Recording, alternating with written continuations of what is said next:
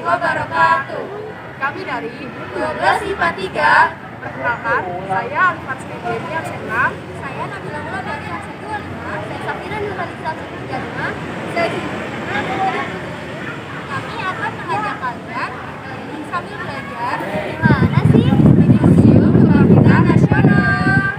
Jangan lupa ikuti kami ya. Sebelum masuk ke dalam video pembahasan, saya akan mengulas sedikit tentang kebangkitan nasional. Yang pertama, ada pengertian dan sejarah singkat kebangkitan nasional. Kebangkitan nasional Indonesia adalah periode pada paruh pertama abad ke-20 di Nusantara, ketika rakyat Indonesia mulai menumbuhkan rasa kesadaran nasional sebagai orang Indonesia.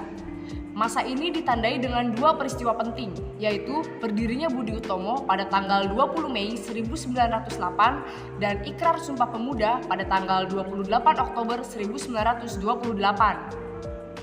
Untuk mengejar keuntungan ekonomi dan menguasai administrasi wilayah, Belanda menerapkan sistem pemerintahan kolonial pada orang-orang yang sebelumnya tidak memiliki kesamaan identitas politik. Pada awal abad ke-20, Belanda menetapkan batas-batas teritorial di Hindia Belanda yang menjadi cikal bakal Indonesia modern. Pada paruh pertama abad ke-20, muncul sejumlah organisasi kepemimpinan yang baru. Melalui kebijakan politik etis, Belanda membantu menciptakan sekelompok orang Indonesia yang terpelajar. Perubahan yang mendalam pada orang-orang Indonesia ini sering disebut sebagai kebangkitan nasional Indonesia. Peristiwa ini dibarengi dengan peningkatan aktivitas politik hingga mencapai puncaknya pada proklamasi kemerdekaan Indonesia pada tanggal 17 Agustus 1945.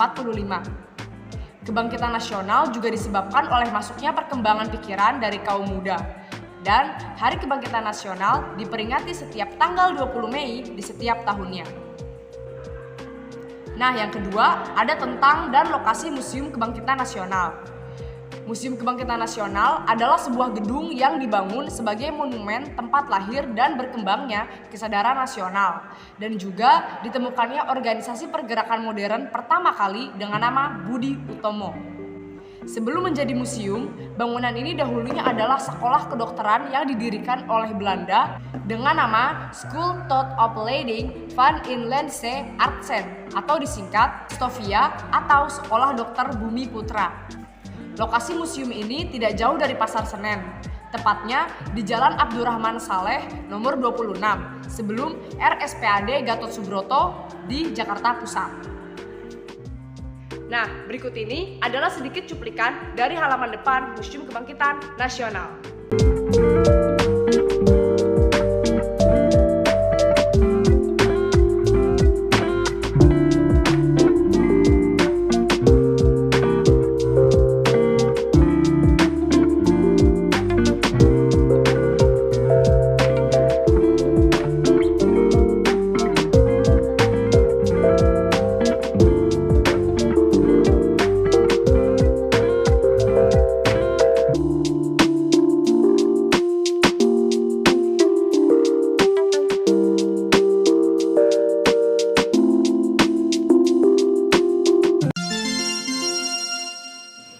Penjelajahan samudra mencari rempah-rempah.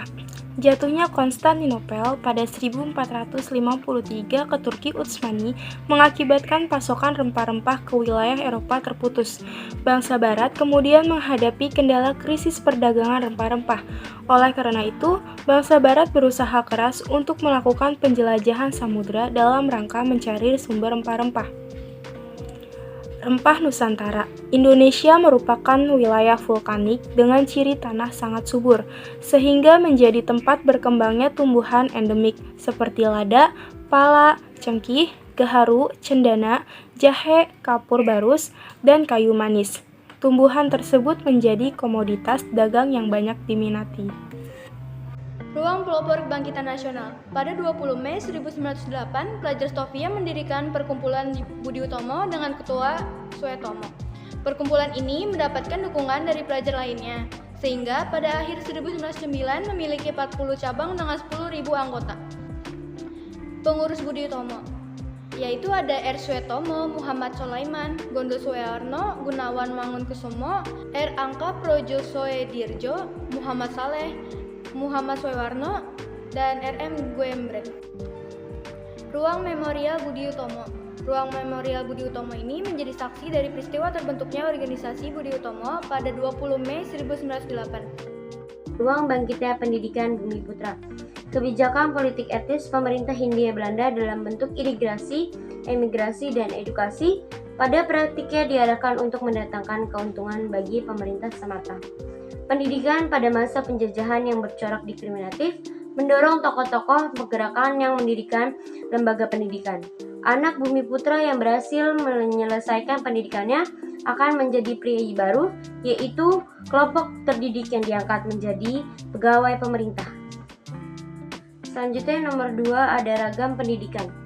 Yang pertama adalah sekolah rendah Eropa, itu lama pendidikannya adalah 7 tahun, sedangkan sekolah menengah adalah pendidikannya selama 5 tahun. Pada 1875, sekolah ini diubah menjadi sekolah tinggi warga negara. Yang ketiga ada sekolah dasar kelas 1, yaitu ini khusus untuk anak bangsawan dengan lama pendidikan 7 tahun, dan sekolah dasar kelas 2 khusus untuk masyarakat biasa dengan lama pendidikan 5 tahun. Selanjutnya ada sekolah pendidikan guru.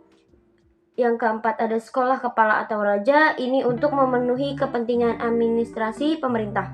Yang kelima ada pemerintahan Belanda juga mendirikan sekolah kejurusan di bidang pertukangan dan teknik dan perdagangan, pertanian, pendidikan, kewanitaan, dan pendidikan tinggi.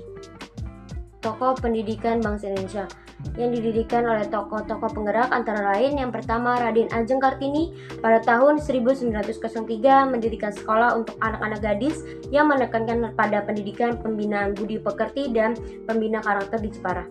Yang kedua ada Dewi Sartika pada tahun 1904 mendirikan sekolah istri yang kemudian berubah menjadi sekolah keutamaan istri di Bandung. Yang ketiga ada Ki Hajar Dewantara pada 1922 mendirikan perguruan kebangsaan Taman Siswa yang menerapkan sistem Among yang terkenal dengan semboyan Ing Ngarso Sung Tolodo. Kelas Kartini, yaitu ia merupakan politik etis yang terkesan dengan tulisan-tulisan Kartini yang sejalan dengan cita-citanya sendiri, yaitu mengangkat derajat bangsa pribumi secara rohani dan ekonomis serta memperjuangkan emansipasi mereka. Fungsi lonceng Stovia yaitu mengatur aktivitas para pelajar. Ruang pengajar Stovia. Pengajar Stovia berjumlah 12 orang yang biasanya dibantu oleh asisten pengajar yang berasal dari lulusan pelajar Stovia yang terbaik.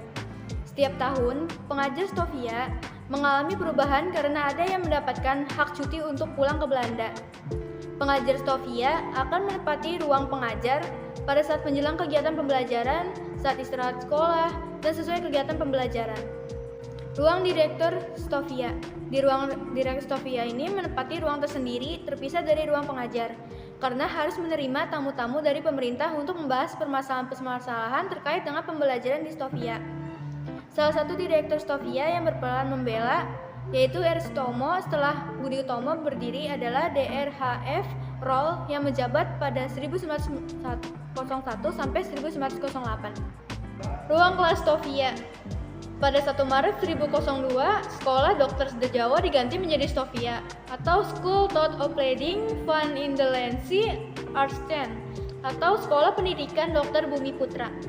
Kurikulum pendidikan Stovia disamakan dengan kurikulum yang berlaku di Eropa. Ruang media pembelajaran Stovia.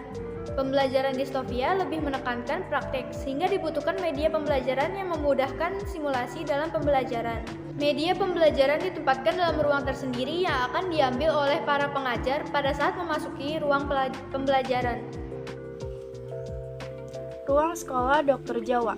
Latar belakang didirikannya Sekolah Dokter Jawa adalah pertimbangan Gubernur Jenderal Duimer van Twist untuk mendirikan sekolah khusus petugas vaksin guna menangani wabah cacar di sepanjang pantai utara Pulau Jawa dan di wilayah Kresidenan Banyumas. Akibat wabah ini, kematian di Pulau Jawa mencapai 1/3 penduduk.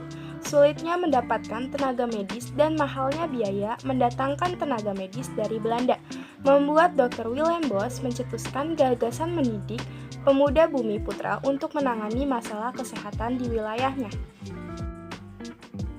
Di Museum Kebangkitan Nasional ada sekitar 300 peralatan kedokteran yang dibagi menjadi beberapa jenis, seperti peralatan kedokteran umum, alat kedokteran kusir isaf, elektroradiograf, dandang pen steril, alat bantu pernafasan, alat ronsen, peralatan kedokteran gigi dan THT, dan peralatan kedokteran bedah. Salah satunya koleksi alat pemecah kepala, fungsinya digunakan untuk memecah kepala pada mayat. Kepala dipecahkan untuk diteliti penyakit apa yang diderita. Ruang pengobatan tradisional. Masyarakat Nusantara telah mengenal pengobatan tradisional sejak lama. Pengetahuan tersebut langsung diwariskan secara turun-temurun dari generasi ke generasi. Dukun di Nusantara. Masyarakat Indonesia umumnya mengenal dukun sebagai orang yang memiliki kemampuan supranatural untuk mengobati, sehingga dukun memiliki kedudukan terhormat karena sering diminta bantuannya. Nah, di Indonesia ini dukun biasanya ada 4. Yang pertama yaitu ada dukun pijat, ada dukun hitan, dukun beranak, dan dukun jampi. Nah, peralatan pengobatan tradisional yang pertama yaitu ada berbagai jenis keris. Nah, yang pertama ada keris kiamong.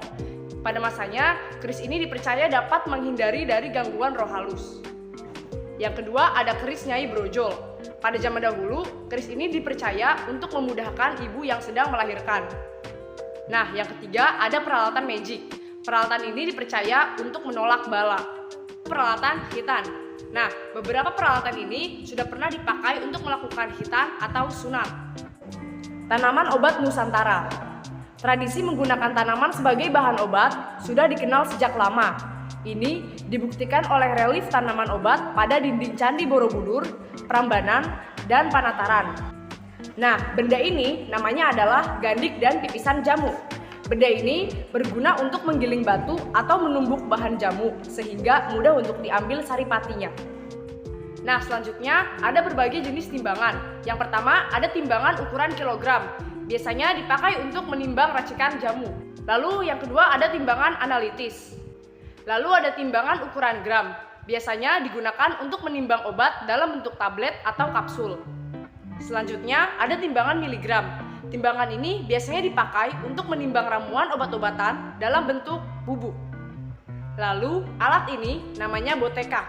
Alat ini pada masanya dipergunakan untuk menyimpan racikan obat-obatan tradisional. Lalu ada kotak obat suku Dayak. Kotak ini fungsinya untuk menyimpan alat, bahan, dan ramuan tradisional untuk dipergunakan dalam pengobatan tradisional yang berasal dari suku Dayak dari Pulau Kalimantan. Ruang Asrama Stovia, pada 1 Maret 1902, kegiatan pendidikan kedokteran pindah ke Gedung Stovia atau Sekolah Pendidikan Dokter Bumi Putra. Gedung Stovia didukung untuk memenuhi sebuah kebutuhan para pelajar sehingga dilengkapi dengan kebutuhan dan fasilitas pendukung kegiatan pendidikan. Oh iya, di Museum Kebangkitan Nasional ini tuh telah mendapatkan beberapa penghargaan loh. Nah, ini dia.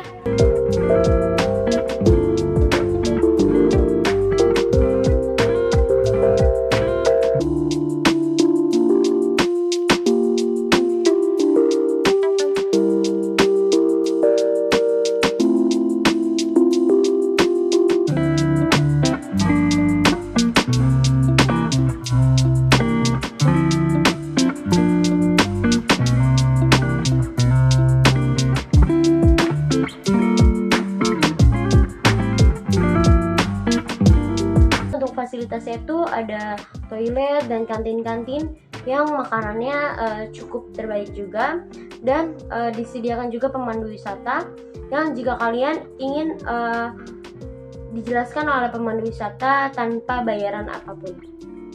Gimana? Seru kan? Kalau seru, jangan lupa like, komen, Dan subscribe. Terima kasih telah mengikuti video kami. semoga bermanfaat untuk kalian semua. Wassalamualaikum warahmatullahi wabarakatuh. Bye-bye. Hai guys, kita ada di Museum Kebangkitan Nasional.